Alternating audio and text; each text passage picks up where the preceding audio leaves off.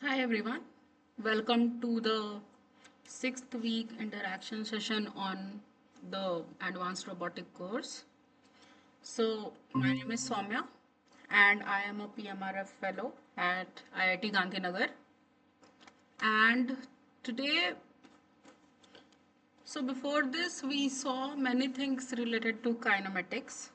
I hope you have already gone through the lecture for this week. And it included the dynamics. So in dynamics, in robot dynamics, you might have already seen that basically there are two approaches to find the dynamics of the system. Now, what do you mean by dynamics, and what is the difference between kinematics and dynamics? Anyone? I mean, I assume you have already gone through the lecture. So if you wish, you can write in the chat box as well. But can you tell me what is the difference between kinematics and dynamics of the system? Even not in lengthy words, then can you tell me what are the quantities we are interested in?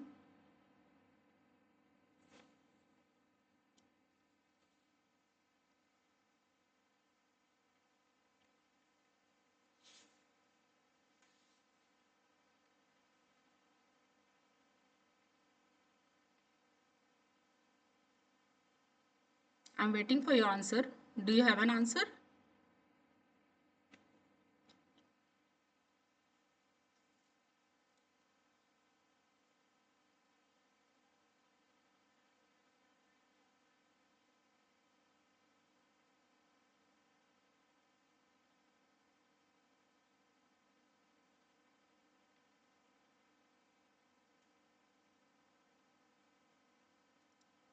Okay. So, I don't know. I think you should go through the lecture if you haven't. So I'll be taking up the questions today, but to let you know, the basic difference is that kinematics basically deals with position and velocity, whereas in dynamics you have the effect of force and torque coming into effect. All right, so everything we did before this had no component of force or torque coming in. Okay, but when you have these components, when you want to find some relation between force being applied at the end effector with the joint torques, then you have dynamics coming into picture. Now, if you've gone through a lecture, or this week's content is basically about Newton-Euler method of approaching robot dynamics, as well as Lagrangian method of doing it. So these are the two famous approaches. Okay, so we'll see soon that one of them is energy based methods, and yeah, we'll be going forward with it. So okay, let's proceed with the first question. And I think if you are ready with copy pen and are able to write the answers, because the nature of questions is mostly descriptive except one or two questions, so we'll be taking them forward, but I would still say you should have some place where you make notes with all these, because I'll be discussing each option, which is correct, which is not correct, why it is correct, why it is not correct, all of these. And this will really help you in solving your assignment questions as well. So I suggest that you uh, try to solve the questions with me. Try to find out which of the following options is correct. And yeah, be active in the class. That would be good. If the class is engaging, that would be really awesome. If you can tell me the answers, I would love to hear them. So yeah, okay. Let's move on with the first question. Okay. So the question says, yeah, the question says the mass distribution of a rigid body relative to a reference frame. Mass distribution of a rigid body relative to a reference frame is represented by what? How do we represent the mass distribution of a body?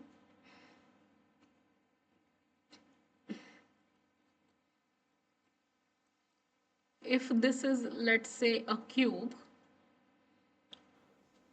how do we know? Inertia tensor. Okay, very good. Yeah, this is the right answer.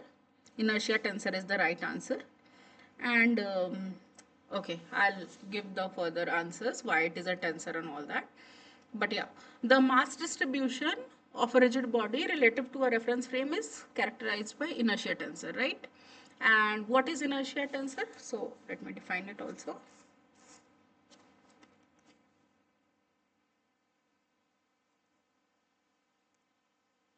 Okay. What is inertia tensor? It is a mathematical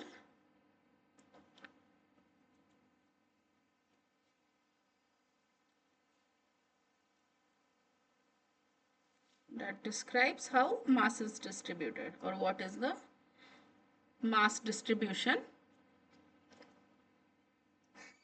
But let's say there should be a reference now by which we want to find out how mass is distributed. So it is how it is distributed, we find it by checking the distribution around different axes.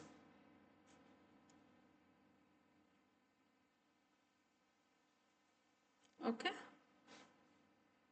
And yeah, so when you have the mass distribution, you know the mass distribution about different axes, that means the body is going to resist the rotational motion about those axes. So if let's say there is some axis around which we want to find out what is the moment of inertia, so if there were a particular axis and then you wanted to find out what is the moment of inertia, you used to do it considering the body to be causing a kind of very planar effect, but in this case it is 3D and you'll have different interaction of the mass with each other. The mass is not evenly distributed. So how it is inertia, because how the body is going to resist the rotational motion.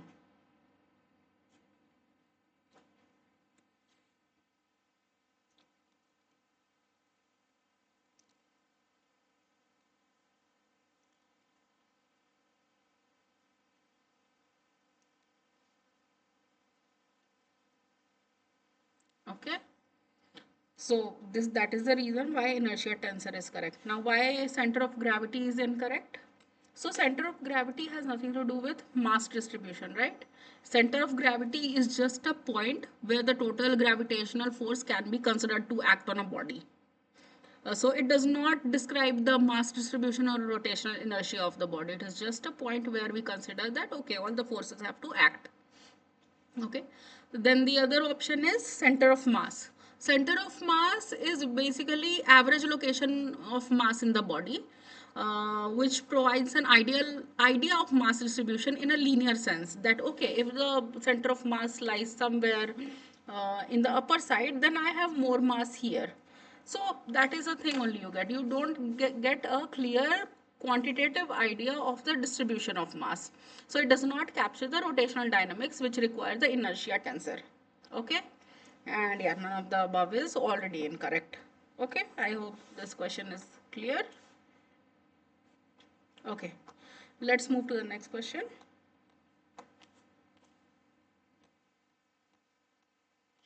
Okay.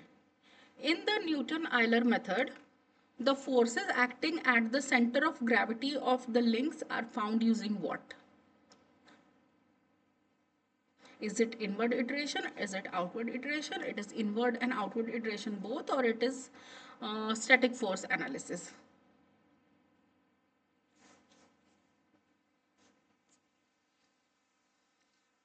We are focusing only on Newton-Euler method and we want to find the forces acting on the CG of the links. Okay, so in Newton-Euler method, if you remember, we go through both forward and backward pass. Okay, so yeah, you know very well that this is one of the recursive approaches used in robot dynamics, right? Why recursive? We'll see.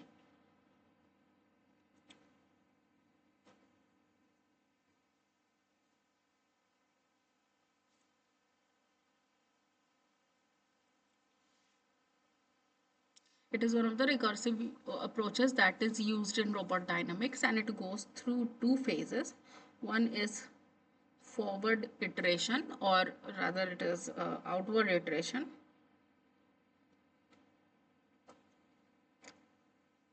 which is also called forward pass, right? And the second is inward iteration, and it is called backward pass.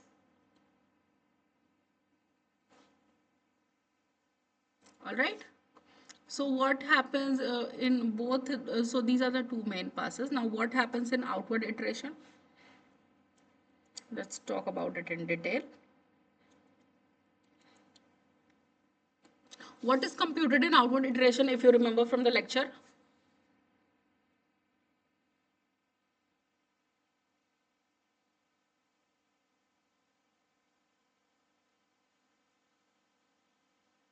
Okay, I give you 4 options and multiple options are correct, okay? One of the first option is forces. Second option is, uh, okay, let's say angular velocities.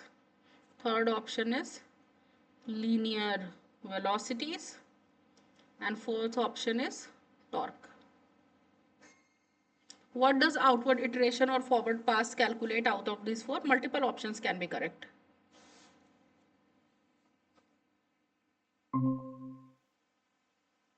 Any idea?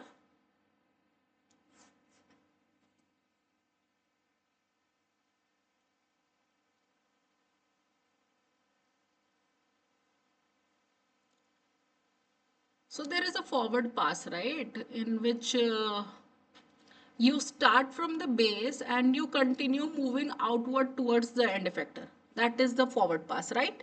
You use kinematic relationships and joint motor parameters to move to the end effector. So what do you go on computing?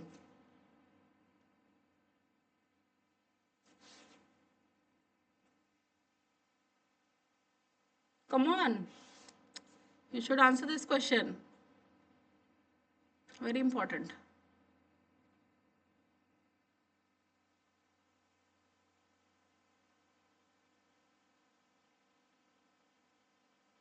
No one knows?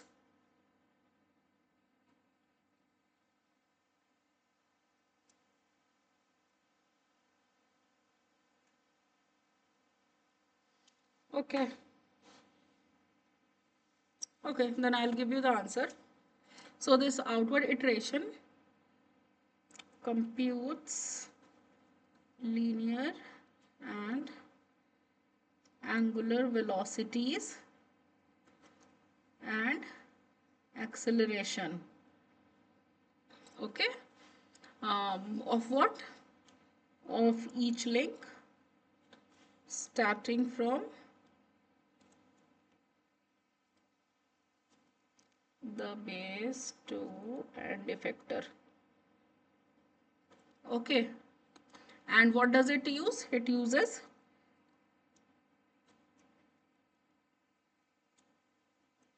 kinematic relationships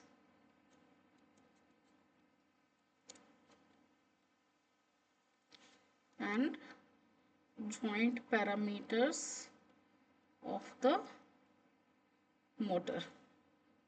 Okay.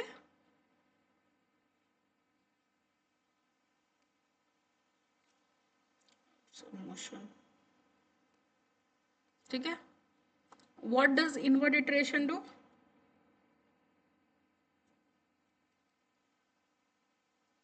What does it calculate?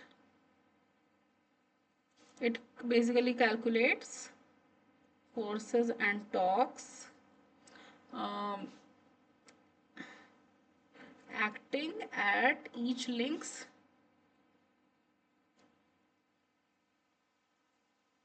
center of gravity. And how does it move? By moving from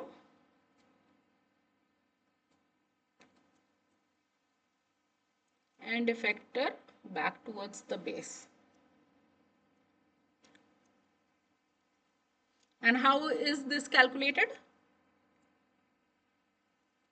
By using Newton's second law for forces and Euler's equation for torques. Right? We'll be doing multiple questions, also a MATLAB problem, but it is calculated using Newton's second law and Euler's equation for torque. All right. So this is the way in which we calculate, and this is known as backward pass. So this is the way in which the forces acting at the center of gravity of the links are determined using both inward and forward passes. Okay, in forward pass, you move from the base to the end effector, go on computing linear and angular velocities and acceleration of each link, and from when you move to the end effector, you have the force. You take those forces and torques acting on each link center of gravity by moving from the end effector frame to the base frame, and for this you use Newton's second law. Okay. So inverted iterations is just not correct. Only this inward iteration is not correct because the inward pass only calculates the forces and torque but does not account for velocities and accelerations, right? Outward iteration only calculates velocities and acceleration but does not calculate the forces and torques. So inward pass is required to compute the dynamic forces. Okay, so both of these options are incorrect because we want the other option, we want both of them. The fourth option that is there is static forces. Let's talk about this. Static force analysis. So your question was, Newton-Euler method, the forces acting at the CG of the links are found using what? Now, the Newton-Euler method is used for dynamic force analysis, right? Considering motion and accelerations. Static force analysis only applies to systems in equilibrium, ignoring inertia forces, right? You don't have, you don't have to do any dynamic force analysis there.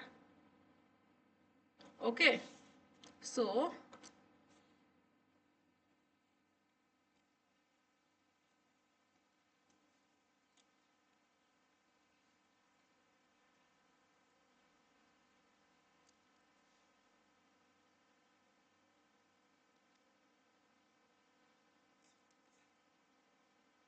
okay.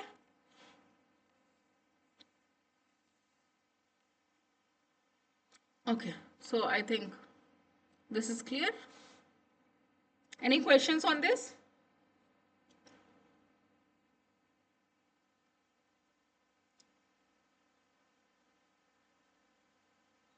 No question? Okay. Let's move to the third question. The joint torques found in the Newton-Euler method, the joint torques are found in the Newton-Euler method using what? We discussed this already. Now I want the answer from your side. How did we find the joint torques?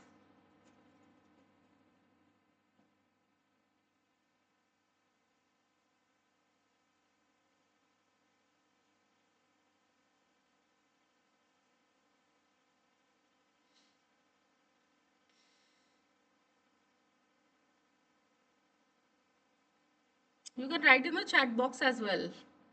But let me know the answer. We just discussed it.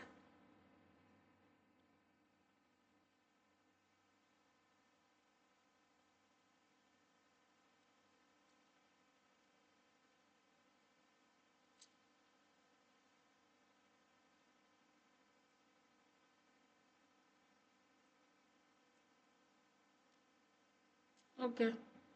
So in this Newton-Euler method, the computation of joint torques follows. Okay, very good. Yeah, it is inward iterations. So outward iteration or the forward pass, as we discussed, actually calculates the linear and angular velocities and acceleration from each link, starting from the base to the end effector. Whereas inward iteration or the backward pass computes forces and torques acting on each link. So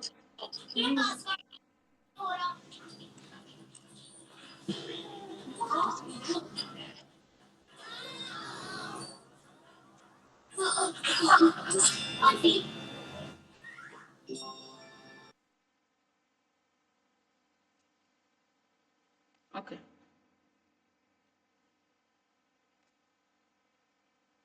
Yeah. So inward iteration actually computes forces and torques acting on each link. So using Newton's second law for forces and Euler's equation for rotational dynamics. This is what is used in inward iteration. And joint torques are calculated in this phase by propagating force and moments from the end effector back to the base, right? So it is a part of inward iteration. I'll write this statement here. Please note it down.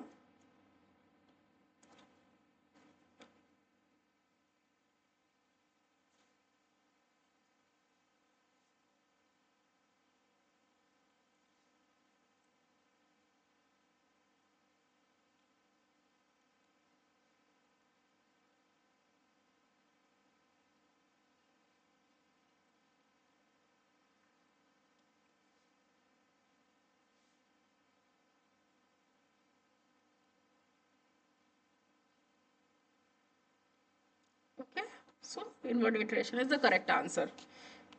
Why the other options are incorrect? Outward iteration only determines velocities and acceleration. It does not compute forces, torque or joint efforts, right? Static forces is one of the option. So Newton-Euler method is used for dynamic systems considering motion and acceleration.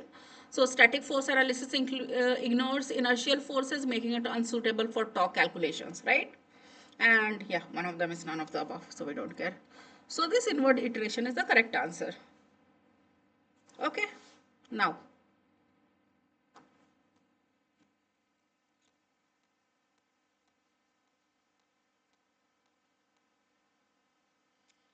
okay, so the Newton-Euler method is an energy-based method, position-based method, force-based method, or velocity-based method. What is it? Does anyone have the answer to this question?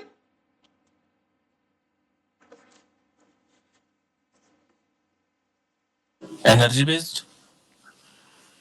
Energy-based. Newton-Euler method is not energy-based method. Lagrangian method is basically energy based method. This is a force based method. You apply the Newton's second law. That is why. Okay. Okay. So yeah.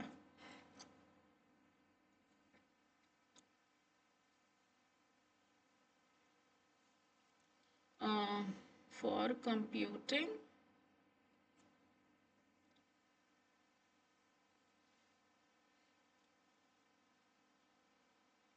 the dynamics of a robotic system,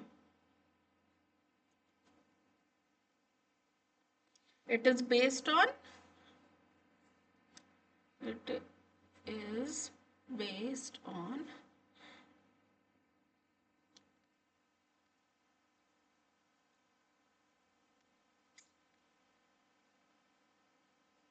Newton's second law, which is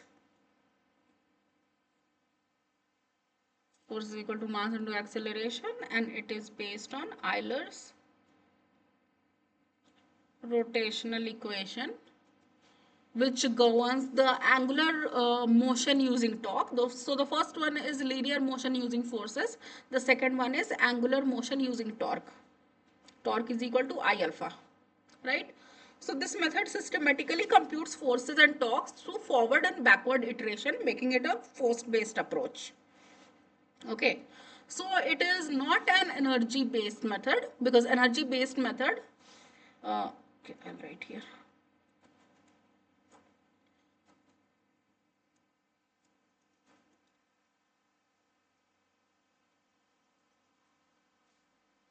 Is basically Lagrangian approach. So it uses kinetic and potential energy, if you remember.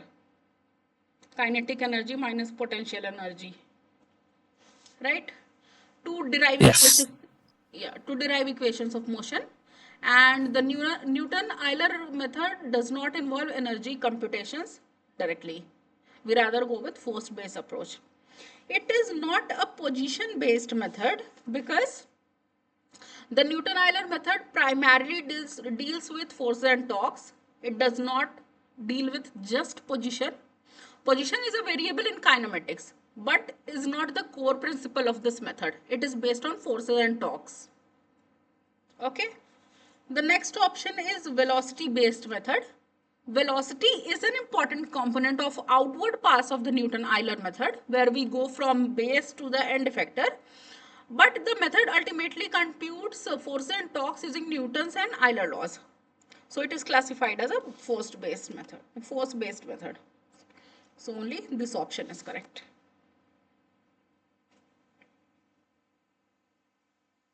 Okay. So yeah, I'll write some of the points that I said already. Energy-based approach, you already know that this kinetic energy and potential energy has to be used. Then in position-based deals with forces and torques. This Newton-Euler method, not just position. Position is one of the things that we get from here. It is just a variable which is calculated. And then the third was velocity based method. So yeah, it is calculated in outward pass, but it ultimately computes the forces and torques. So yeah, this is also not correct. Okay, let's move to the next question. Okay. The Lagrange's Euler method, Euler method is energy based method, as I already told you. And why it is so? It is an energy based approach to derive the equation of motion for a robotic system. It is based on the principle of least action.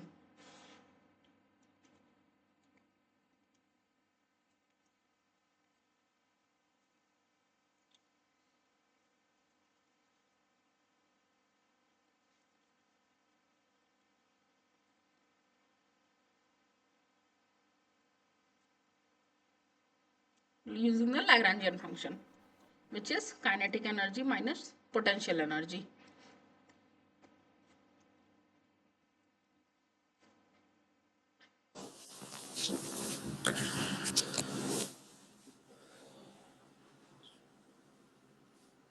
Okay. Now, Euler-Lagrangian equation is used to derive the equation of motion. And how it is done?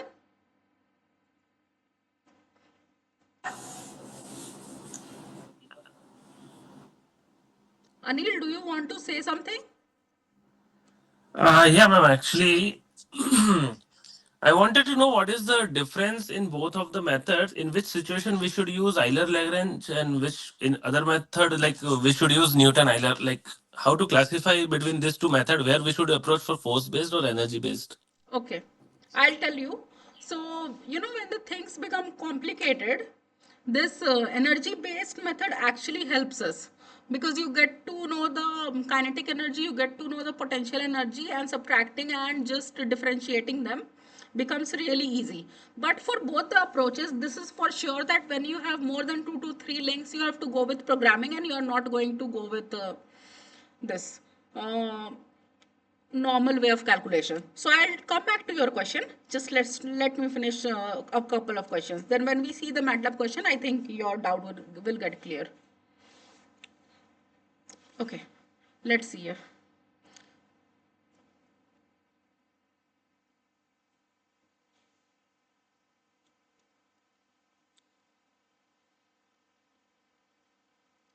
This is the Euler-Lagrange's equation used to derive the system's equation of motion. So this method does not directly use forces, but instead uses energy transformations to find the required joint torques. Right? So the other options are yeah, force based method. So it is not a force based method because this method does not rely on direct force calculations like Newton-Euler method. Instead, it derives equation using kinetic and potential energy. Okay, it is not a position based method because positions do appear in Lagrangian formation, but the method is primarily energy based and not position based. And for velocity also, it is a part of kinetic energy term, but the method is not solely based on velocity. It considers both kinetic and potential energy to derive the equations of motion, right? So it is an energy based approach. Okay.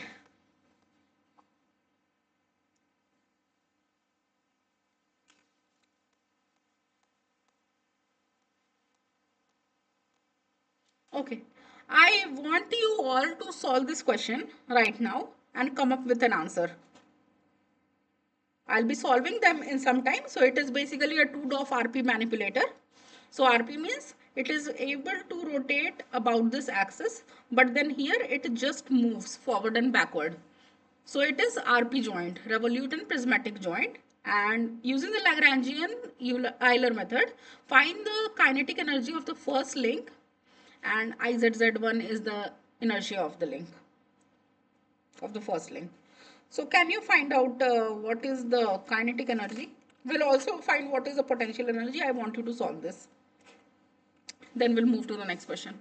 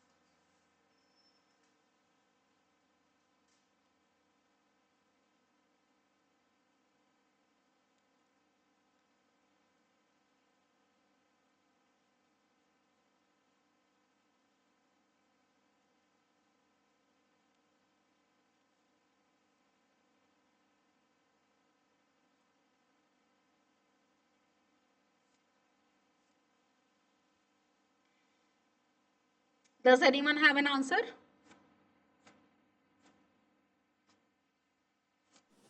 Option one, option first. Okay. Anyone else?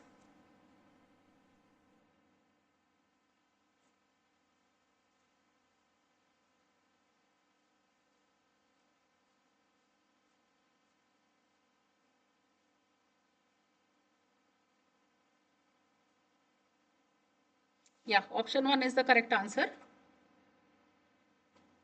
I hope others are also solving. So this is really important. You might have questions in your assignment also. So what this question says is that it is a 2-DOF RP manipulator, and using the Lagrangian Euler method, find the kinetic energy of the first link, only of the first link, okay? Given that IZZ1 is the inertia of the first link, okay? So let's go step by step because this is an important question. Translational kinetic energy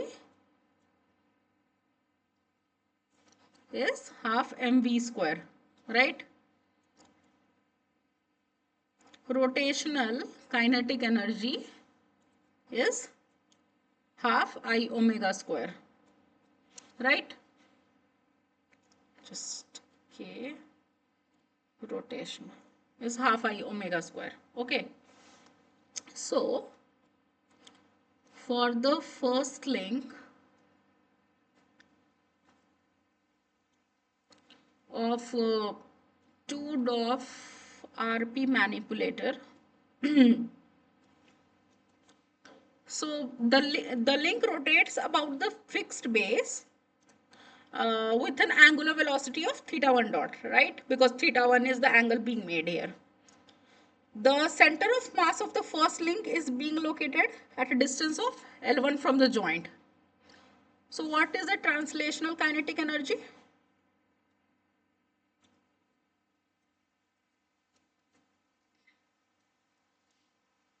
K trans. Okay. It is half mv square, means half m1. What is v here? Can anyone tell me? Uh,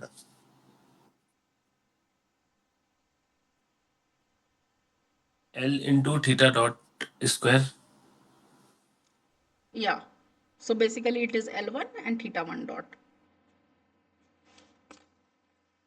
You, okay. You know very well that V is equal to omega, right? This is the equation only that is being used here. L1 is basically the distance from the base to the center of mass, and then theta 1 dot is the angular velocity. So given that, we can write it, simplify it as m1 L1 square theta 1 dot square. Okay, this is your translational kinetic energy. Now let's move to the rotational kinetic energy.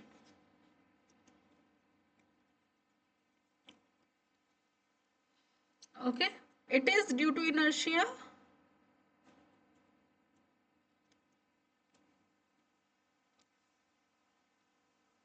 IZZ1, right? And what it is? Half IZZ1 theta 1 dot square, half I omega square, right? Thus, the total kinetic energy is basically K trans plus K rotation. Okay, so it is half m1 L1 square theta 1 dot square plus half I ZZ1 theta 1 dot square. Right, this is your total kinetic energy. So from this we get that first option is correct. The Can I second, ask yeah, why we are not taking M1 plus M2? Like M2 is also there. Uh, yeah, because it is asking However, only it is, for the first link. but it will affect first link also, no? Because end effector is there near M2. Mm-hmm. So my theta one will get affected with the weight, like total weight, like M1 plus M2. Even if it is a planar, so even if I'll make it D2 equals to L1, then M1 plus M2 should be there in one of the option. But you are talking about just a single body. I mean, these two links are different. I know it will affect in calculating what is the angle that we are getting or what is the joint torque that is Okay, being yeah, got applied. it, got it, But got it. Oh, only for first link we are asking the kinetic yes, energy. Fine, yes, fine, yes. So, fine, fine. and when you go to the second link, the first link things will also have an effect in terms of angles and all. Got it, got it, got it, got it. Yeah. Yeah, thanks. So the other options are incorrect. Second option is actually the potential energy. You have this in your next question also. The third option is incorrect because what is missing there? Yeah, it only accounts for translational kinetic energy and it ignores the rotational kinetic energy. The fourth option is incorrect because L1 square should not be multiplied with IZZ1. They should be treated separately. I mean, this formula is only wrong, right? I into I into length into length ka square into theta dot square makes no sense. That is why. So only this option is correct. Okay. So the next question is very simple. Okay. Yeah, this is the potential energy of the second link.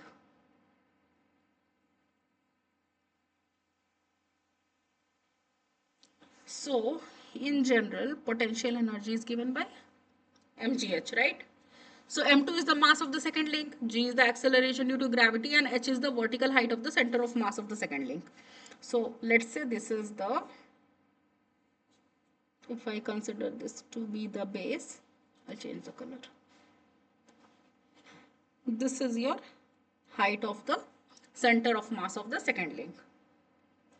Okay, so we have to find the potential energy corresponding to this. Okay, so your U is mgh H is the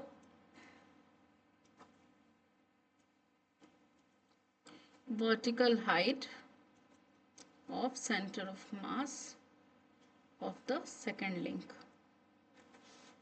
Okay. Now, the second link moves in a revolute prismatic configuration.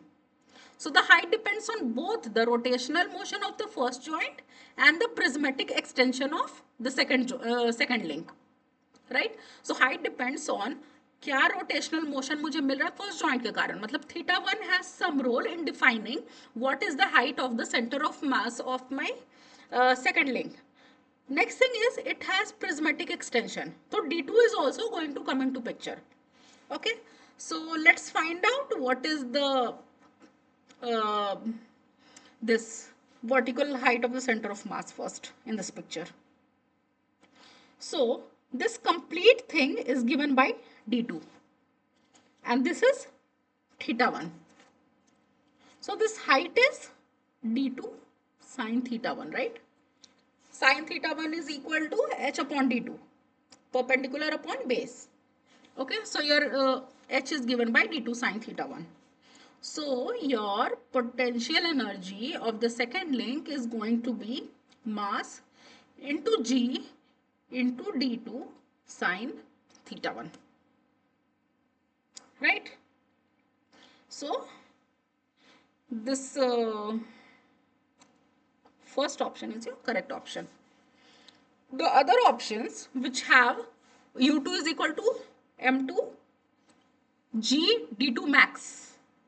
This represents the potential energy at maximum extension. तो जब prismatic joint पूरा का पूरा बाहर के तरफ निकला रहेगा, then only so this is the maximum potential energy. But in this case, we don't have that. Potential energy has to be defined in general. And when it has to be defined in general, it depends on the correct position and not at the maximum travel. That's why we have D2 only and not D2 max. Potential energy is not zero because it has a height of D2 sine theta 1, meaning it possesses some gravitational potential energy. It is not zero unless the link is at the base level. So it has some height, so it is not zero. The third option is M2G D2 sine theta 1 plus M2G D2 max. So the term M2G D2 max is unnecessary now because potential energy is based on current position and not the maximum possible displacement. So this is again a very unnecessary term. So this is your correct answer. Okay. Now I had left one question and after this only I'll discuss the pros and cons. But let's move to this question first.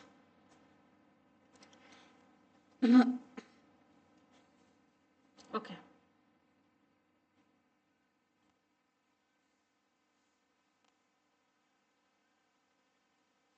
Okay.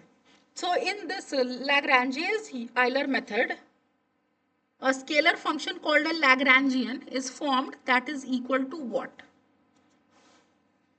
So in this case, your L is basically K minus P. This we have already seen a couple of times.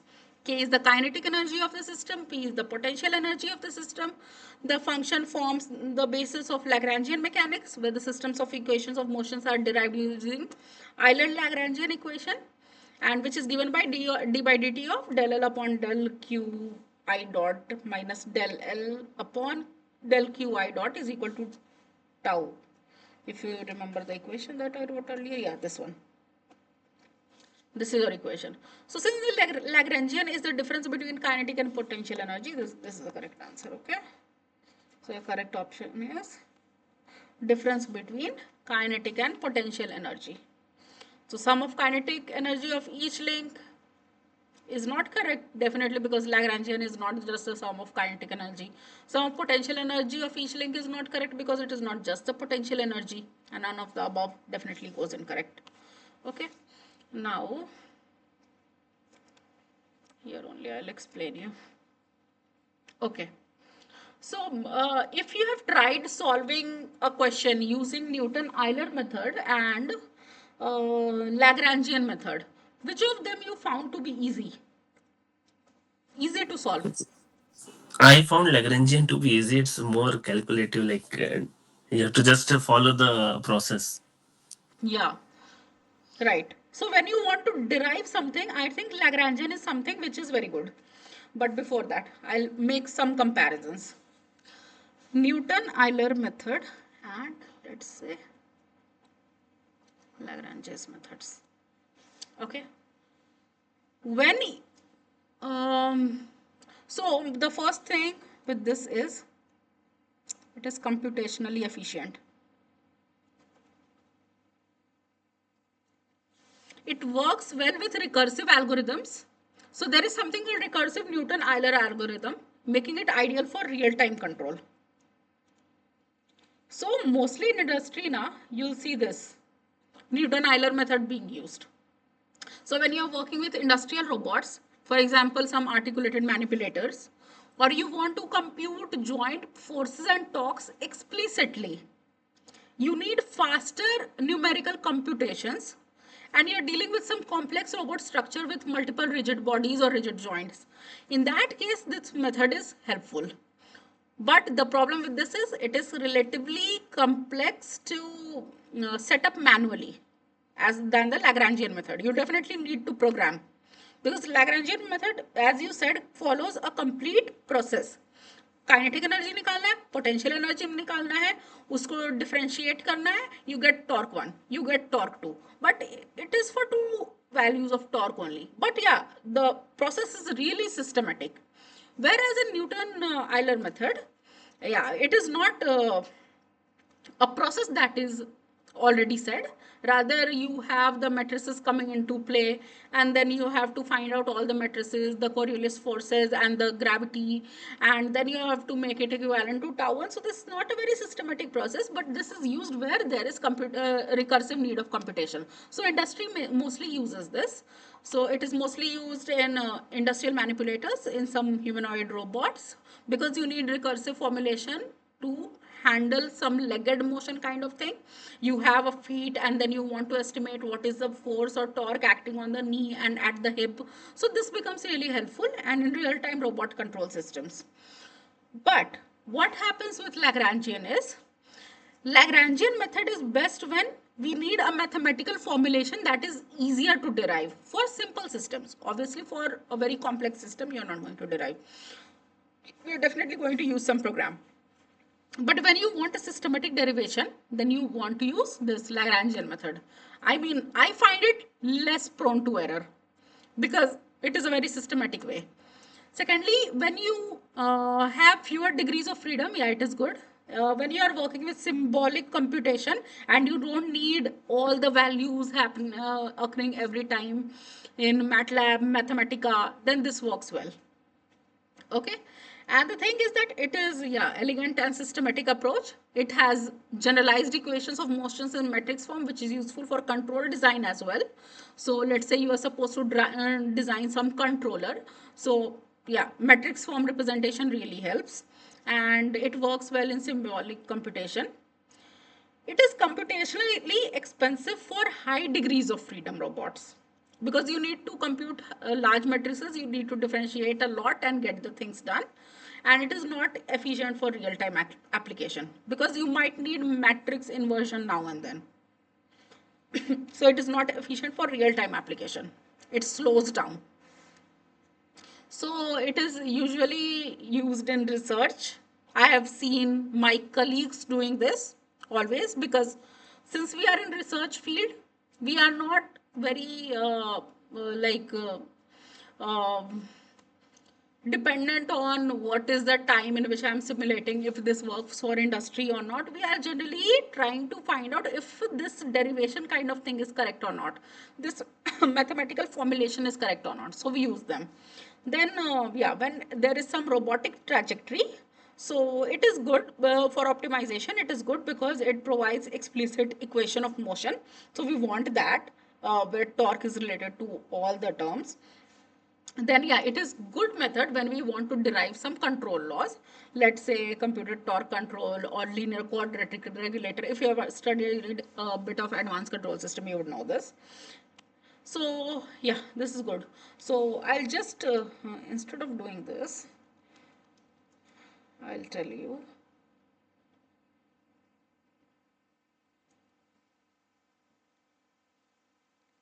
I mean, I will give you an example, but that will have both of these. But yeah, I'll tell you.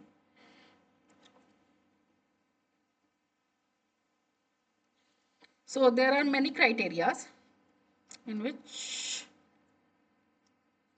let's say I talk about computational speed. Okay, this is faster. This is slower because it requires solving of matrices. In terms of real-time control, this is again the best choice, and this is less efficient. Why? Because of mostly for high robots. Then in terms of symbolic computation, symbolic, I think in MATLAB we use Sims toolbox. So for symbolic computation, we'll see this today also.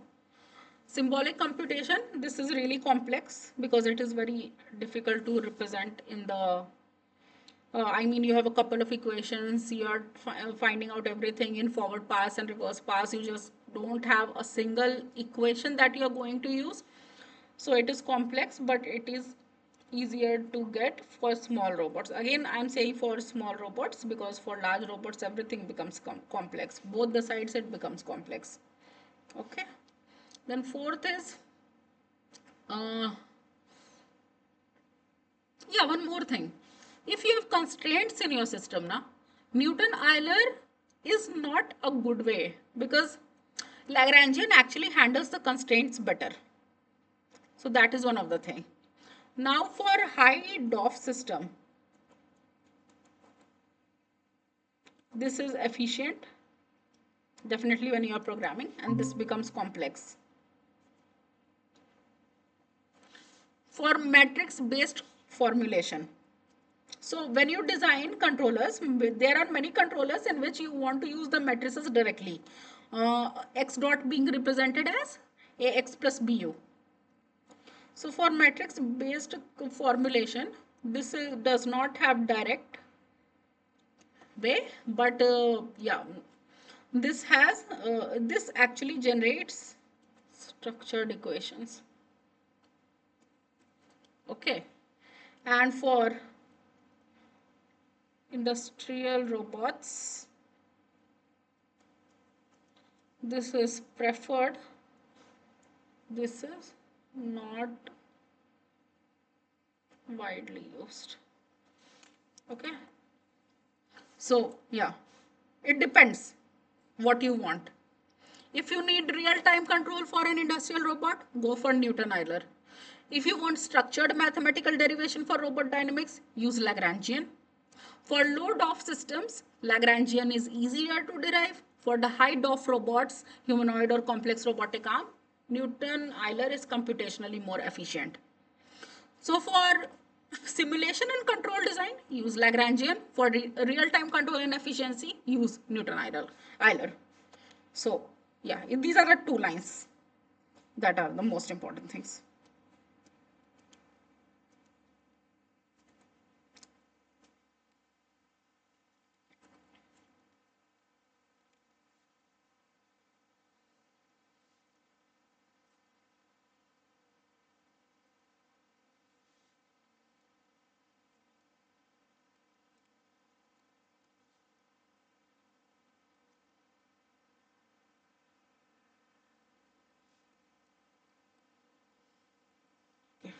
I hope this is clear. I'll put my laptop on charge. Just a minute.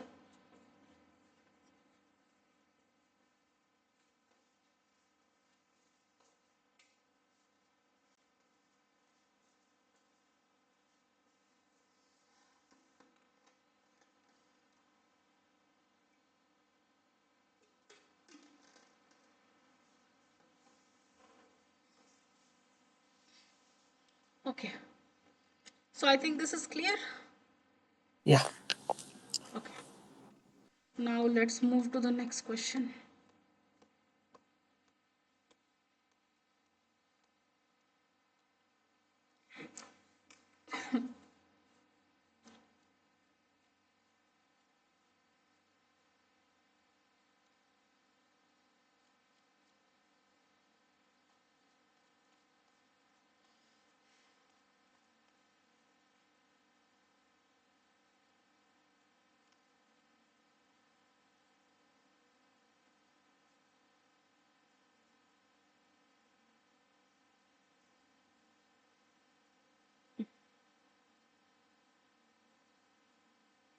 Okay. So the dynamic equation of a serial manipulator is a linear equation, an algebraic equation, non-linear coupled differential equation, or trigonometric equation. What is it? It should be non-linear coupled differential equation. Right. Very good. And why it is so, I'll tell you. The dynamic equation of a serial manipulator basically describes the relationship between joint torques and the motion of the robot, considering inertia, Coriolis forces, centrifugal forces, uh, effect of gravity to get the joint torque. So this is not linear. This is not algebraic. This is a differential equation. This is a non-linear differential equation because it, okay, I'll tell you why. And yeah, this is coupled. So I'll say coupled why? Because the matrices are like anything is always a combination of more than one joint angles, joint velocities. It is not just that पहला and effector पे जो torque act कर रहा है does not only depend on the second link, rather it is a combination of all the links that are before it. That is why. Okay. The dynamic equation of a serial manipulator describes the relationship between joint torques and motion of the robot. What does it consider? Considers inertia, Coriolis,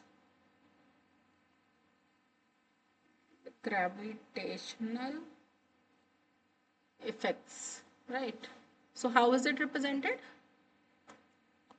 You have a mass matrix MQ, Q double dot plus C, Q, Q dot plus G, which is a function of just joint angle, and it is equal to torque. Okay, your MQ is mass or inertia, I would say, because it is part of inertia tensor. Inertia matrix. This represents Coriolis and centrifugal forces. This represents gravity vector, and this represents joint torque vector. Okay, what is Q? Q is joint position. Then Q dot is joint velocity. Q double dot is joint acceleration. So this equation basically involves second order derivatives of joint angles. The terms are non-linear due to trigonometric dependencies on joint angles, right? And the equations are coupled because each joint's motion affects others. I'll write these as well because these actually answer your question. Equation is second order.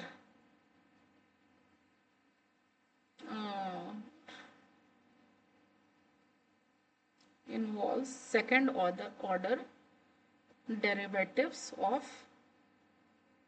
joint angles. Okay, non-linear due to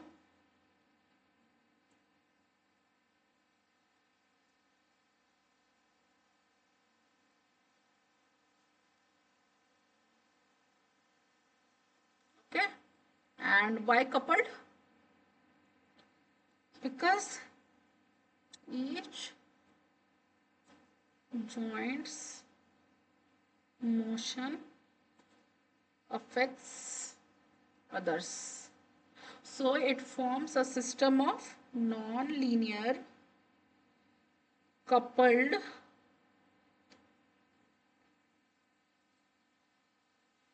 differential equation. Okay, it is not a linear equation. It's not a linear equation because the dynamic equations of manipulator are non-linear due to Coriolis and gravitational forces because they have trigonometric terms there.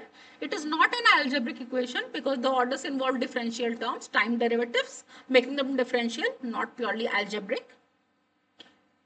And yeah, it is not a trigonometric equation because trigonometric terms appear in the equations due to joint rotations, but the system is primarily described using differential equation, not just trigonometric equation. So सिर्फ sin theta plus cos theta plus tan theta नहीं है. It has differential equation and the trigonometric equations are part of those differential equations, right? So this is your correct answer. Okay, I hope this makes sense. Now.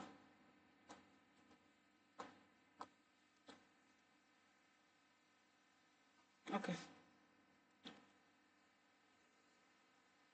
I think this is the... Okay. The total dynamic equation is made up of the following components. So we already saw, right, that it has in...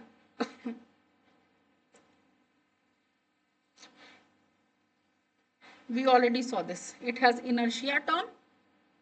It has Coriolis and centrifugal term. It has gravity term. What is being asked here? The total dynamic equation is made up of the following components. So it is made up of inertia, Coriolis, centrifugal and gravity terms. Why not first option?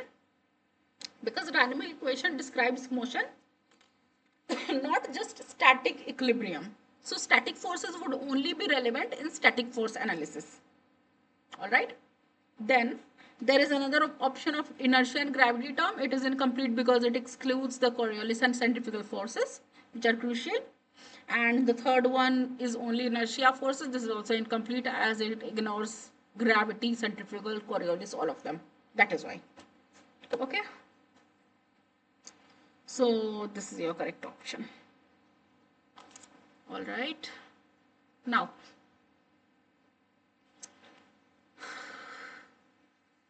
okay. So this is the question that we'll be solving. So this is basically, we want to write a MATLAB script to compute the equations of motion for 2-hour planar manipulator using both Lagrangian and Newton-Euler methods, dynamics, okay? The parameters for link 1 are given, the mass, length and inertia. Same mass, length and inertia are given for link 2. Then we have gravity to be equal to 9.81 and these are the joint variables. Joint angles are theta 1 and theta 2. Theta 1, theta 2 dot are joint velocities and theta 1 double dot and theta 2 double dot are the joint accelerations. Alright. So given this, we want to solve this question. So the approach that we'll be taking is this. We'll be defining all the parameters in MATLAB, whatever is given in the question. Then we'll be computing the center of mass position. So we'll be using trigonometry to find out xy coordinates of each linked center of mass. Okay. Then we'll differentiate center of mass position to get linear velocities. After finding the linear velocities, why we need linear velocities? Because we want to compute kinetic and potential energy. So we want all the velocities to be there. So we'll use kinetic and potential energy and then to that we'll apply Euler-Lagrange's equation. And for Newton-Euler equation, we'll be computing forces and torques. So we'll be seeing all of these, okay? So, yeah. So when we use Lagrange's equation of motion, our torques, since it is a 2R manipulator, so we have two torque values only for each for both the joints. Torque 1 is a function of theta 1, theta 2, theta 1 dot, theta 2 dot, theta 1 double dot, theta 2 double dot. Similarly, torque 2 is a function of all of these. Right? You have already seen this.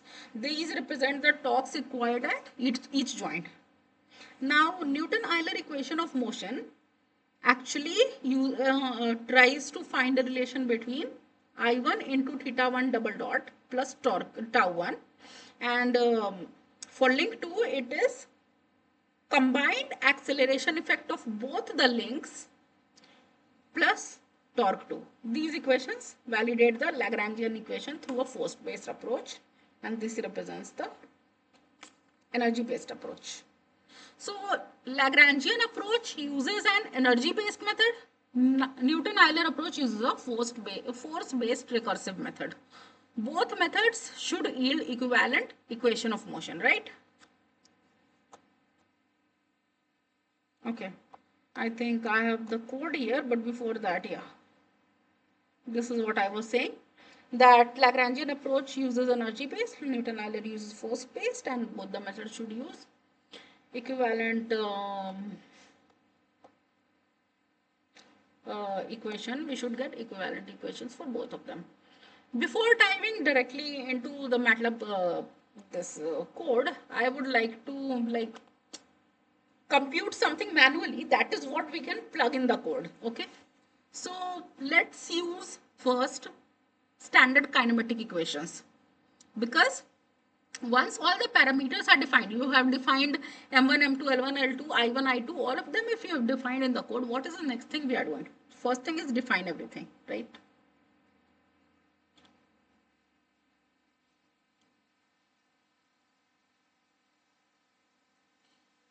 After that, what we are going to do?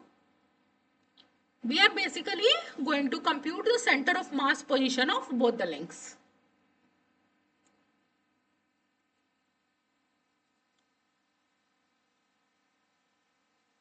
Okay, using standard kinematic equations. Okay, so mass of link 1, it is just a 2R manipulator. Okay, so it is somewhat of this type. This is theta 1, this is theta 2, and here is your end effector. This is your end effector. Okay, so center of mass of link 1 is, let's say I call it xc1, L1 by 2 cos theta 1. YC1 is L1 by 2 sine theta 1. Similarly, center of mass for link 2 is xc2 is equal to L1 cos theta 1 plus L2 by 2. L2 by 2 what? Cos of theta 1 plus theta 2, right? That is the position of center of mass in x direction. Similarly,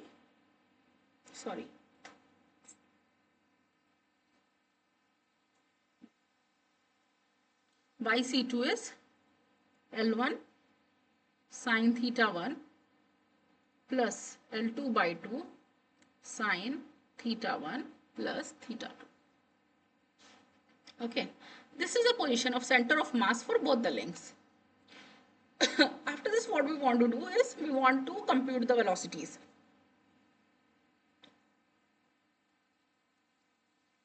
Because we will be using this. So let's say, so if you want to compute the velocities of each link, we basically want to differentiate the position of center of mass of each link, right? So x1 dot c1, what is x1 c1? It is L1 by 2 cos theta 1. If you differentiate it with respect to time, you'll get minus L1 by 2 sine theta 1 into theta 1 dot, right? Similarly, yc1 is L1 by 2 sine theta 1. yc1 dot is equal to L1 by 2 cos theta 1 dot. Okay. What is the resultant velocity? It is basically x1 c1 square plus y dot c1 square is equal to L1 upon 2 theta 1 square. Why? Because when you square and add all of them, sine square theta plus cos square theta actually goes to 1. Okay. So this is basically velocity of link 1. Let's go to velocity of link 2.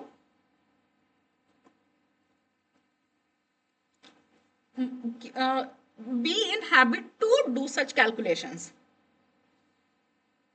This helps you. Okay. XC2. XC2 is given by L1 cos theta 1 plus L2 by 2 cos theta 1 plus theta 2. Let's differentiate this. So the differentiation of L1 cos theta 1 is minus L1 sin theta 1 dot minus cos theta का वापस से differentiation है, minus has to come sin theta 1 plus theta 2 into theta 1 dot plus theta 2 dot, right? It is basically applying the chain rule and nothing else. YC2 will be what? What is this?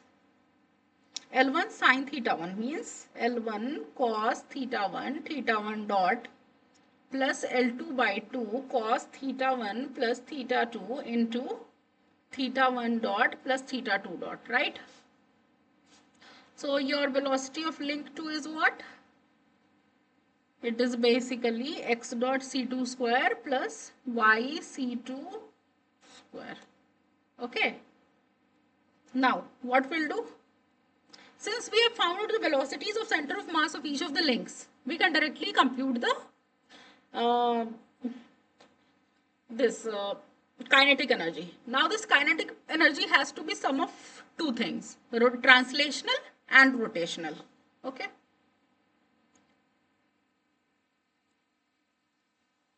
Compute kinetic energy. It consists of two terms. One is translational and the other is rotational. So K1, which I say to be translational, is actually half m1 vc1 square plus half, no, I don't call it to be translation. This is for link 1. K1 is equal to half m1 vc1 square plus half I1 theta 1 dot square. I hope it is clear. K2 is equal to half K2 is equal to half m2 vc2 square plus half I2. What will come here? Can anyone tell?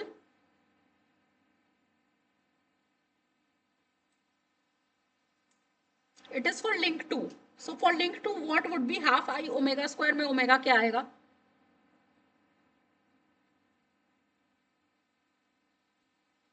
L1 plus L2 and then theta 1 plus no. L तो नहीं आना चाहिए ना, L कहाँ से आएगा?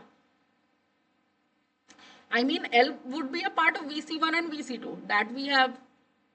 I want the answer just in terms of theta 1. So would it be, I am giving you two options. Would it be theta 2 square or would it be theta 1 dot plus theta 2 dot square?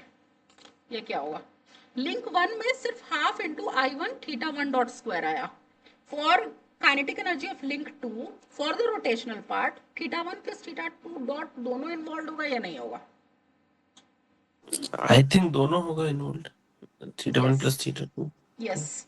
Because the kinetic energy, the motion or the rate at which link 1 is moving, theta 1 dot जो उसका angular velocity है, adds to the angular velocity of the second link.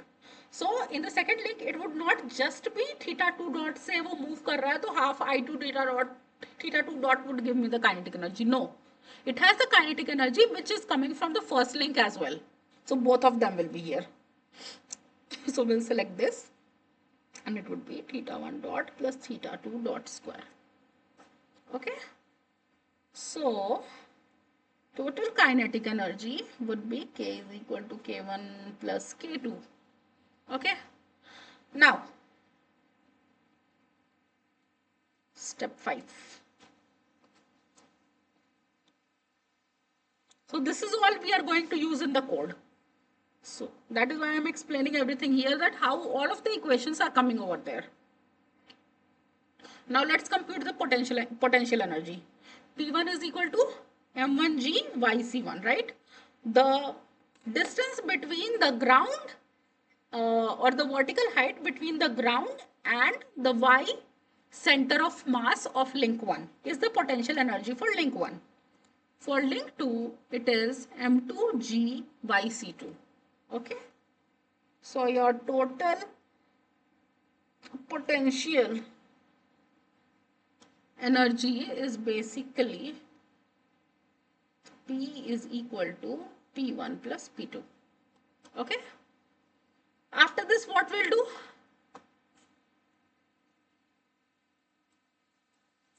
When we have the kinetic and potential energy already available with us, we can directly apply Lagrange's equation, right? So d upon dt of del L upon del theta I dot minus del L upon del theta I is equal to tau 1, where L is equal to K minus P. Okay. Now, for theta 1 or for link 1, d by dt in of del L upon del theta 1 dot minus del L upon del theta 1 is equal to torque 1. Right. D by dt for theta 2. D by dt of del L upon del theta 2 dot minus del L upon del theta 2 will yield me torque 2. So these will yield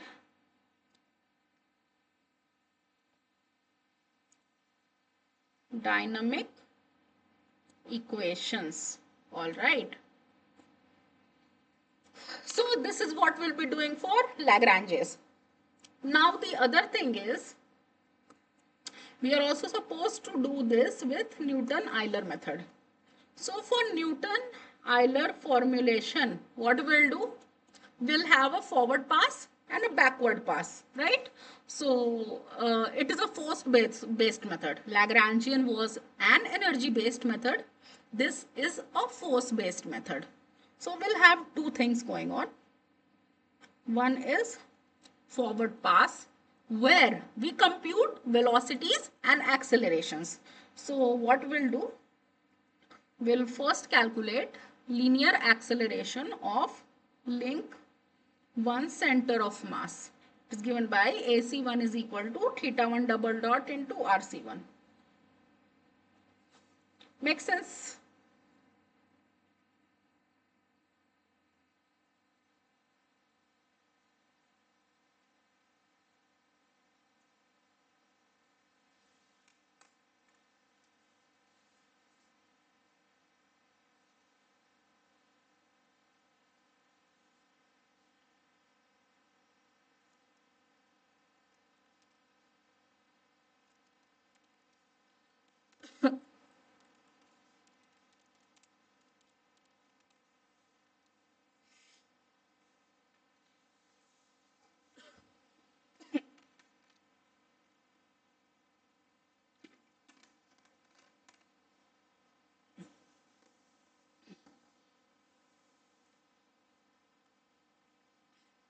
Okay.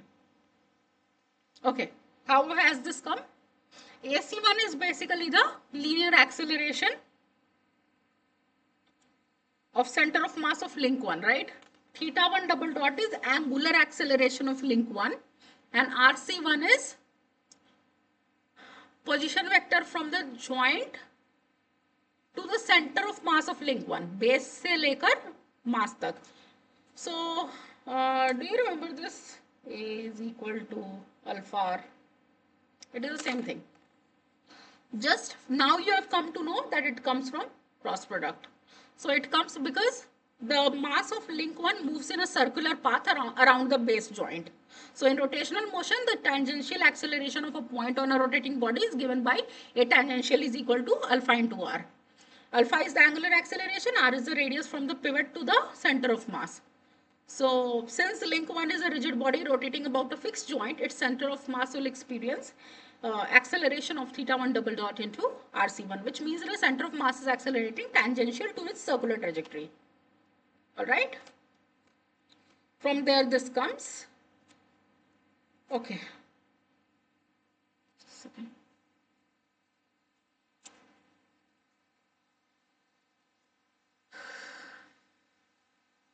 Let's move to the let's move to the backward pass.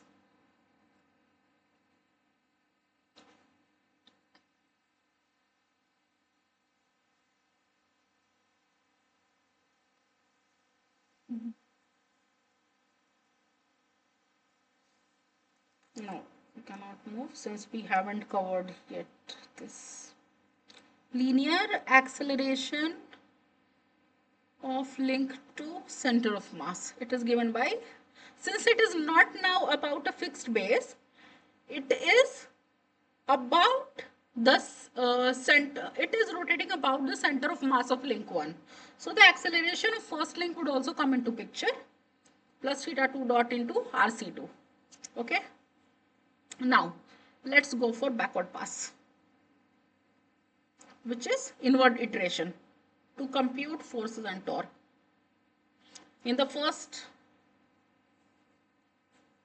what we calculated here?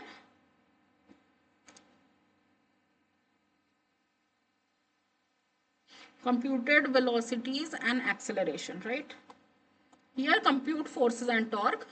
So you are by applying Newton's second law, F2 is equal to M2 into AC2.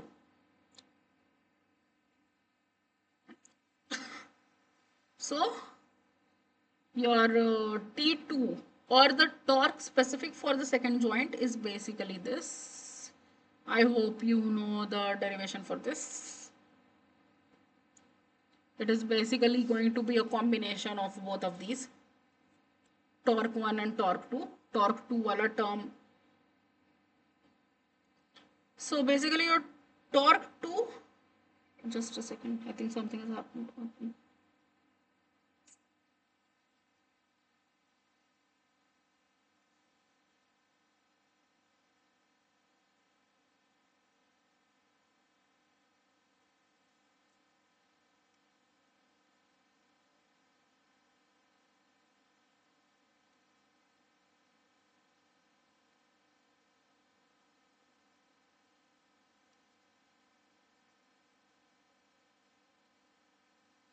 Okay. So torque 2 is equal to T2 and torque 1 is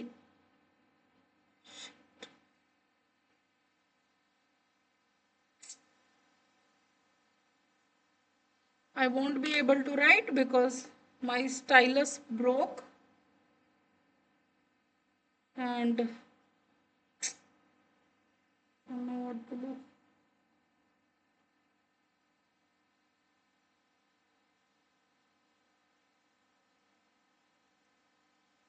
My stylus broke and I won't be able to write any further, but I'll tell you what is happening.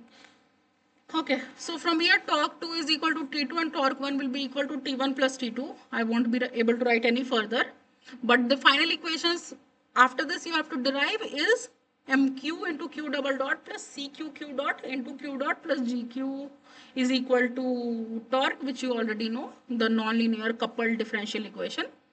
So yeah, the Lagrangian method and Newton-Euler method, this is the way we have to do. Now let me change the screen. I think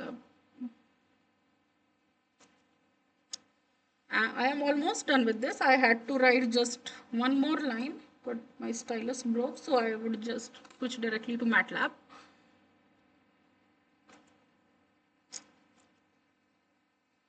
Uh, Entire screen.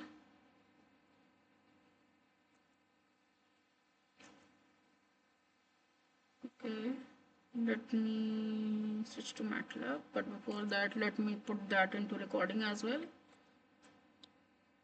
MATLAB. Yeah. Okay. So what is happening here is the first thing is CLC clear and close all. CLC basically clears your command window. Clear actually clears any variable that is being used in the previous code. So we want to overwrite all of that. So we want to clear any variable, any data stored in any variable. Close all is to close all the windows. These are the parameters in the next line: M1, M2, L1, L2, and G that are defined.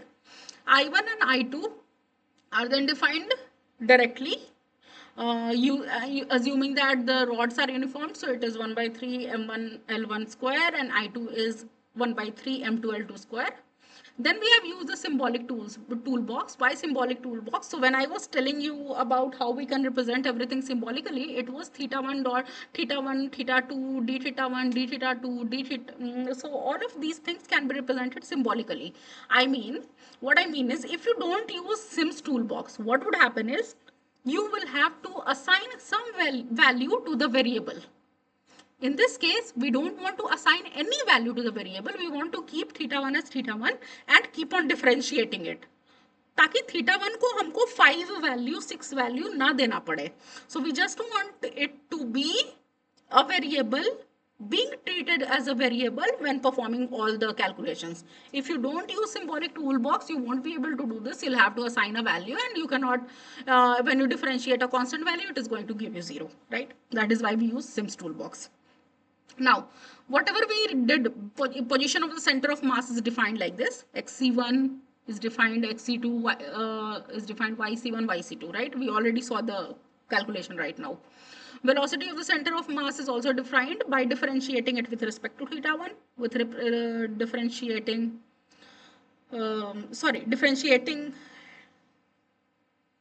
yeah, differentiating it and right. So how can I bring that back again? I mean, we differentiated the quantity with respect to theta 1, and that theta 1 is still there as theta 1 dot. We saw, right? कि sine theta 1 को differentiate किया तो cos theta 1 into theta 1 dot रहा, because we are differentiating it with respect to time. So basically this is the chain rule that is written over here. That's all. So this is the way in which the velocities of all the center of mass is calculated. Then this is the kinetic energy. In this kinetic energy, it is half m1 this v1 square v2 square. So this is basically the, what to say, VC1 square जो calculate किया था, combination of VC1 x वाला component and y वाला component, इसका square. तो kinetic energy इधर से calculate हो गया, K is equal to K1 plus K2. Potential energy इधर कैलकुलेट हुआ, M1G into YC1 M2G into YC2, P is equal to P1 plus P2. Lagrangian is K minus P. Now the equation of motions are differentiate with respect to T, the Lagrangian, and then differentiate with respect to theta 1. So here you see it is double differentiation which is going on. Here it is second differentiation is just a single differentiation. So tau 1 is equal to first double differentiation, then second differentiation. So this is all that you have in the equation of motion for Lagrangian, right? You remember that. Tau 2 is also like that. Double differentiation and then single differentiation. From here you can display Lagrangian motion or equations of motion, and then you tau 1 is simplified tau 1 just to make the equations look more good. It should not be like everything is, nothing is cancelled out and everything. So that is why we use this simplify inbuilt function of MATLAB. So tau 1 is simplified tau 1, tau 2 is simplified tau 2, and then in this Newton-Euler method, forces on links we calculate in the same way as I told you. So this is basically calculation of the forces, and then we calculate the torques by doing the cross product using the cross function, and then we get the answer for Newton's. So I'll just run this. So you can see from here. So there are a few values are substituted which were constants, L1, L2, M1, and M2, and G. Whereas the cos theta 1, theta 2 remains constant. Cos theta 1 here also remains constant because we used symbolic toolbox. So यहाँ पे we got tau 1, we got tau 2 from Lagrangian. I'll just expand this. Yeah, we got tau 2 for Lagrangian equation, and for Euler also we got it in a more simplified form. Okay, and here we got the values. I think on simplification of the first term it should be equivalent to the second term, but the MATLAB has not simplified it to that extent, because you see here the thing is in the form of double theta. Here also it is in the form of double theta. So it has answered in the form of theta 1 double dot in terms of acceleration. Now it has not converted it completely into theta 1 and theta 2. That is why we do not see the exact answer. Maybe you can modify the code more, integrate it, and then you can get it. So that is the way in which this works. Okay. So this was our last question that we did today. Any questions?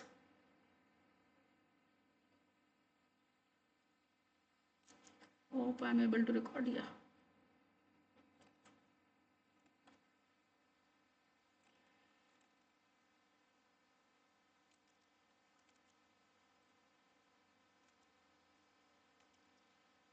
Does anyone have any other question? If not, then we can conclude today's session. Yeah, no question. Okay. Okay, then see you next Monday at the same time, 6 to 8 p.m. And from there we'll be actually not seeing more of kinematics and dynamics. Rather, we would move to trajectory planning side with some sensors and all. So it would be a bit switch of domain for what we studied for, let's say, 2-3 weeks, kinematics and dynamics, and before that we had DH parameters and all. This time we are going into something different, and from there we'll pick up bipeds, then we'll have grasping coming into picture. So all those things will be there. So it is going to be even more interesting from now on. So please join the lectures. If your friends are attending, do ask them to join, because this is a live session. You can clear your doubts. I know you have the access to recordings, but those recordings really don't help you interact with me. I also don't get to know what is the problem with you. So yeah, that's all for today. Thank you very much. See you next Monday. Bye. Thanks. Bye.